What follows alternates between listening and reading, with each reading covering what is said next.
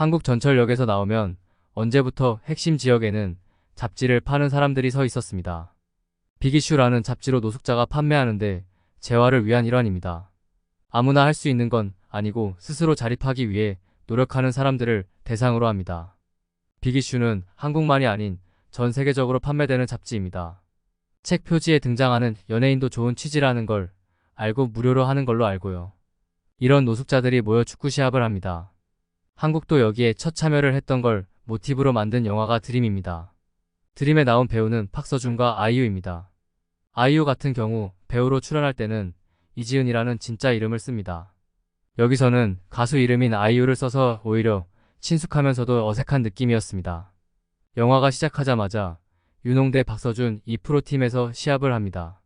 이날 시합은 팀 에이스가 유럽팀으로 떠나기 전 마지막인데 모든 스포트라이트가 쏠려 있었죠. 윤홍대는 최선을 다하지만 쉽지 않았고 오히려 방해마저 하는 꼴을 보이게 되어 화제가 되고 뜻하지 않은 주목을 받습니다. 시합이 끝난 후 나오는 길에 한 기자가 질문을 합니다. 홍대의 엄마가 사기 사건으로 도망 중인데 알고 있느냐면서 숨기고 있는 건 아니냐고요. 특정 기자가 집요하게 물어봐서 참지 못한 홍대는 그만 큰 일을 저지르고 맙니다. 해당 기자의 두 눈을 손가락으로 찔러버립니다. 모든 기자가 있는 상황에서 벌어진 일이나 해당 사건은 전국적으로 퍼집니다. 각종 밈을 만들어 사람들은 윤홍대를 알게 되죠.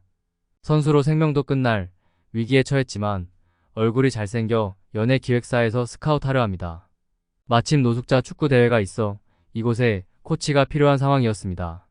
기획사는 그곳에 가서 이미지를 좋게 만든 후 연예 쪽으로 데뷔하자는 제안을 합니다.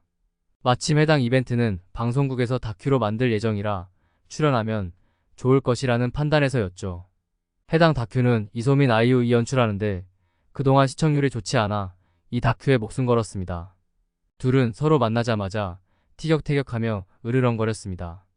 이 상황이 마음에 들지 않는 홍대와 열심히 해야 하는데 따라주지 않는 홍대가 마음에 들지 않는 소민.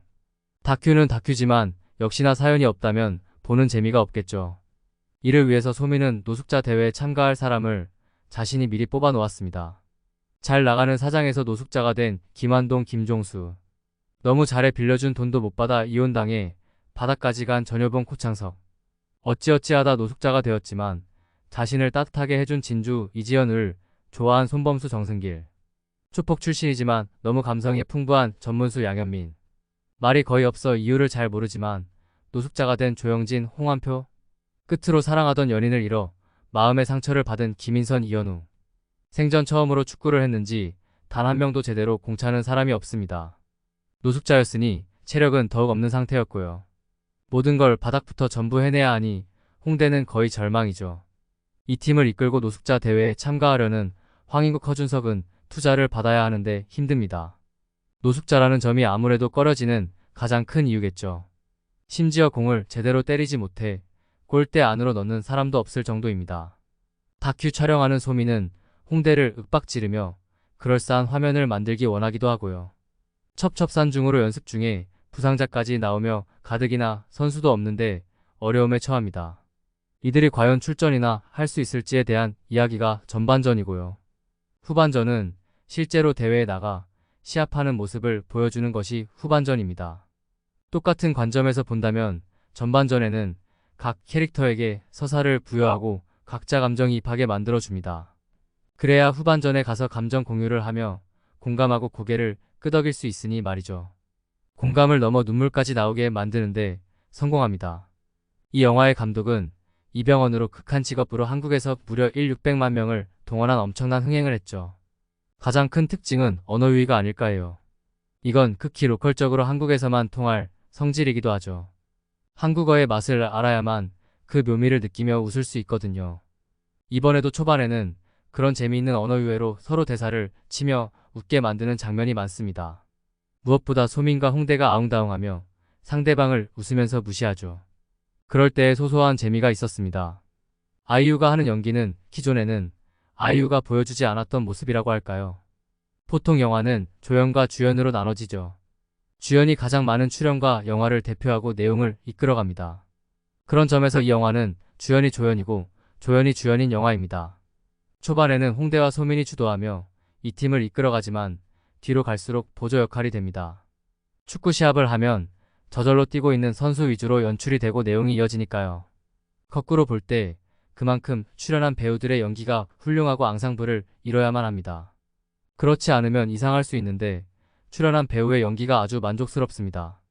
원래도 연기를 잘하는 분들이었는데 이 영화에서 더욱 돋보이더라고요. 그렇게 볼 때 그런 걸 알고서도 출연한 박서준과 아이유가 대단해 보이기도 했고요. 노숙자라는 표현처럼 다들 바닥에 있는 인물입니다. 소민과 홍대도 완전히 바닥이 상황에서 이번 대회를 통해 다시 일어나야 하는 상황이고요. 그런 상황에서 시합을 하며 하나가 되는 모습이 감동스러웠어요. 이 영화를 만들기 위해 엄청 고생했다는 인터뷰를 봤습니다. 노숙자가 나오는 영화라니 투자를 받기 힘들었다고 하더라고요. 영화도 보니 코로나 팬데믹 기간에 찍느라 힘들었고요. 시합 장면은 헝가리에 가서 찍었다고 합니다. 그곳에서 한 달 동안 찍었다고 하니 꽤 고생하며 찍은 듯해요.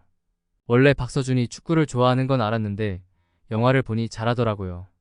최근 한국에서 스포츠 영화가 많이 개봉했는데 볼 때마다 전부 만족스럽고 감동적이었습니다. 이 영화도 실제 실화를 바탕으로 했으니 더욱 감정 몰입이 되었고요.